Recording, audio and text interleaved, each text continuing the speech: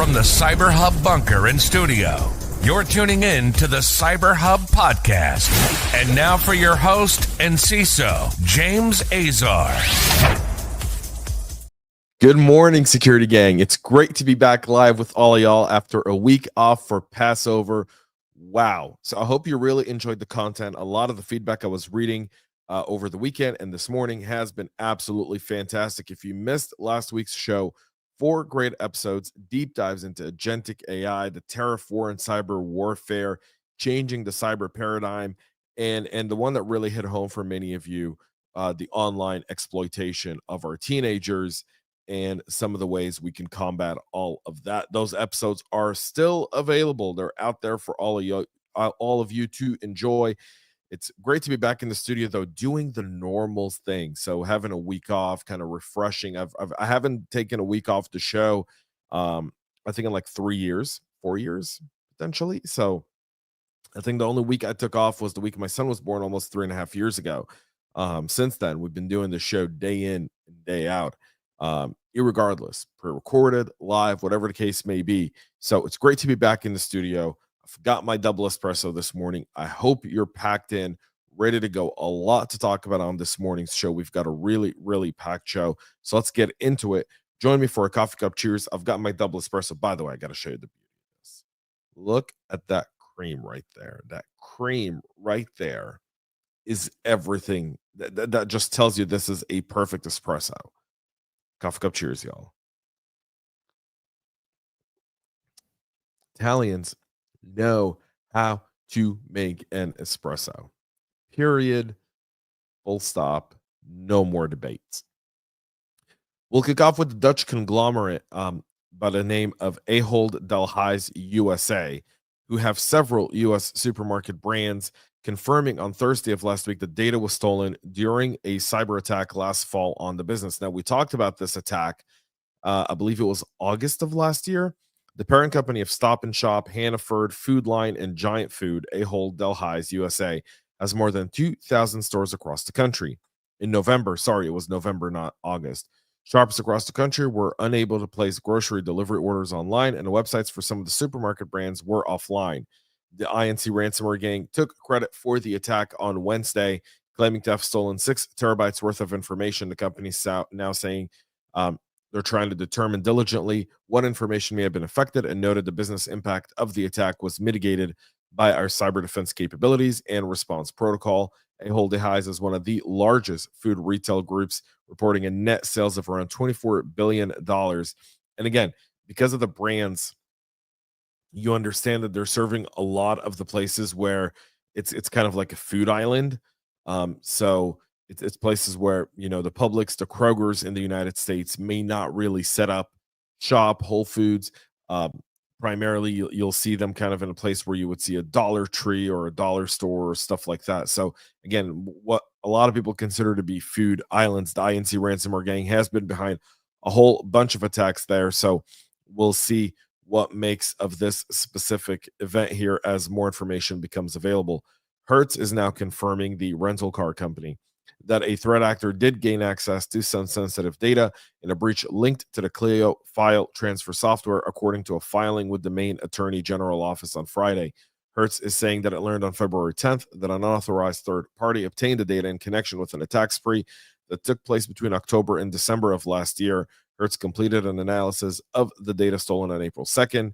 Importantly, to date, the investigation found no evidence that Hertz's own network was affected by this event. Again, third-party supply chain risks here that come out with this. Hertz is a publicly traded company. It's not immediately clear whether a filing with the SEC has been made or is even necessary, considering the fact that if it doesn't have a material breach and it was in your system and it was a third party, do you really have to report it? And so this is something significant here. It's kind of the precedent here. I'm sure the SEC will look into this, and we'll see. I mean, this SEC is less litigious than the previous SEC. Gary Gensler may have been the worst SEC commissioner in the history of the commission. So they may just overlook this and say, well, it's a supply chain breach, and if it doesn't have financial material impact to the business, you don't need to do it. That'll set the precedent, by the way, going forward, that if you have a supply chain risk that doesn't have any sort a supply chain breach that doesn't have any sort of financial material risk on your business, you may be exempt from the SEC reporting. So that's something to keep in mind.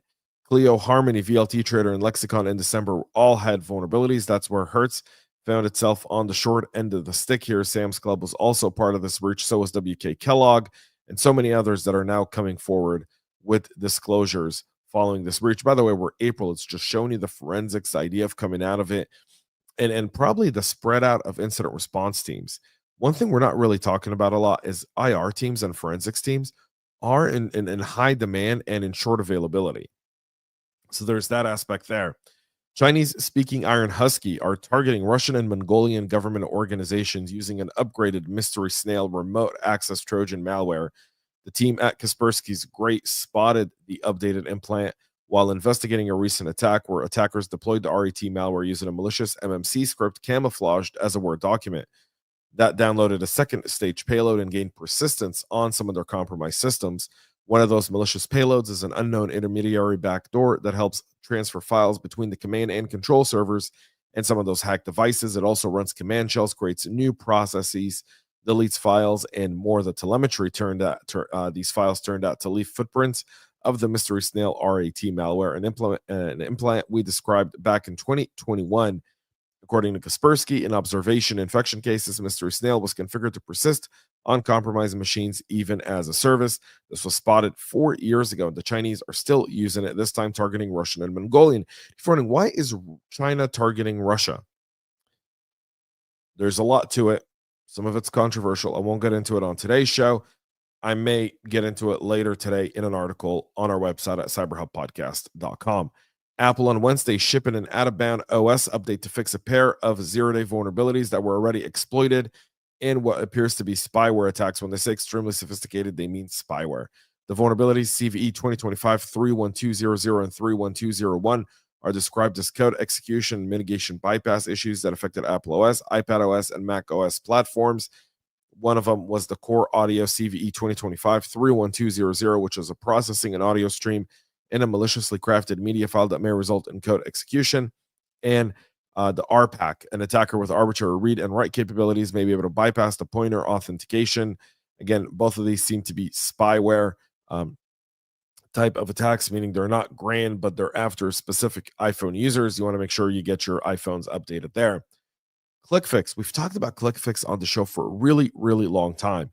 It's now gaining a lot of traction among nation-state threat actors. Specifically, North Korea, Iran, and Russia are adopting the technique in recent espionage campaigns. ClickFix is a social engineering tactic where malicious websites impersonate legitimate software or document sharing platforms. Targets are then lured via phishing or malvertising and are shown fake error messages that claim a document or download failed.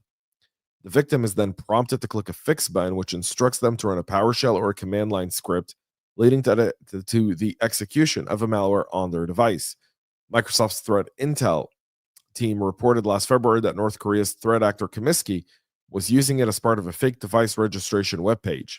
A new report from Proofpoint now reveals that late 2024 and early 2025, Comiskey, Muddy Water from Iran, and also APT-28 or UNK Remote Rogue from Russia have all used this in targeted espionage operations.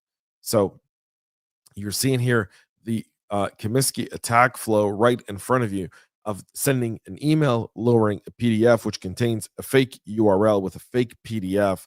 Once a pop-up alert comes in, the user will naturally click to fix it because they want to open the PDF. That deploys a PowerShell with a decoy PDF. It then creates a VPS environment with a BAT, runs PowerShell, decodes, and then it downloads the Quasar RAT, and then it's got scheduled tasks from the PowerShell as well. The Muddy Water attacks took place back in mid-November of last year. They targeted 39 organizations in the Middle East. Furthermore, the third case concerns the Russian remote rogue, UNK remote rogue, which targeted 2 organizations closely related to a major arms manufacturer in December of 2024. Again, creative ways. I always say what we see happen in the private sector will eventually happen in the public sector and vice versa, meaning threat actors can come up with a really smart way that nation states go, why aren't we using it? Adopt it, move it out, roll it out really, really quick. A new payment card scam involves a phone call and even some malware and a personal tap. Financial institutions need to be on an alert for a scam that's combining social engineering, previously undocumented malware, and even mobile phones near field communication capabilities to compromise payment cards, according to researchers on Friday. The fraudsters obviously target Android devices with a series of well-orchestrated steps that allow them to steal money from an individual victim, according to ClickFix, the cybersecurity firm that tracked the scheme in its home country of Italy. The malware, which ClickFix is calling Supercard X, overlaps with malicious code first reported by ESET in 2024. Ngate, dubbed Ngate, that malware was used to steal money from customers of 3 Czech banks. The abuse of NFC technology when a device recognizes a nearby item like a payment card is new. And again, this goes to the whole idea of, I don't know if you've ever seen this. There's a YouTube video, and I'll find it and I'll have to get it for all of y'all. So there's a guy who walks around with a payment, just one of those payment terminals that you would see at a restaurant with NFC, and he's just tapping people's wallets. So just putting a $10 charge, and he's walking behind people, and he's just getting it close. Can I squeeze $10 out of you? Now, on iPhone, you have to click to approve the sale, right? You've got to unlock your phone. So if your phone is locked, that works that way. But on your payment cards, you don't have to unlock anything. Meaning, if I put a $100 charge or $10 charge and I walk behind you, you wouldn't know unless you've got phone alerts. That's why I always tell people you got to have phone alerts for anything over $1. Yes, it's annoying. Yes, it's irritating. Yes, there's no other way. I haven't come up with a better way yet. When I do, I will let you know. But it will help you track your behavior. And if someone is doing something to your payment card information, you would know it right away and be able to put a stop to it without having to go down the rabbit hole of fighting with your bank. These new ways are very, very clever. Obviously, threat actors are getting much more sophisticated. And now with summer and people out on vacation, their families and friends in all kinds of places, these types of scams are going to be really, really common. So if you work in a financial institution, you want to take this story, links available in the show notes, and you want to start looking at how do you update your existing controls around fraud controls, around NFC transactions. NFC transactions rate differently on a payment card. So you may want to look at how do we do those NFC transactions in a specific zone. Just as an example, there's that. In another clever attack, attackers are leveraging a weakness that allowed them to send a fake email that seemed delivered from Google's system, passing all verifications, pointing to a fraudulent page that collected logins. The attackers leveraged Google's infrastructure to trick recipients into accessing a legitimate-looking support portal that asks for Google account credentials. The fraudulent message also appears to come from noreply@google.com and passes the DKIM authentication method but the real sender is different.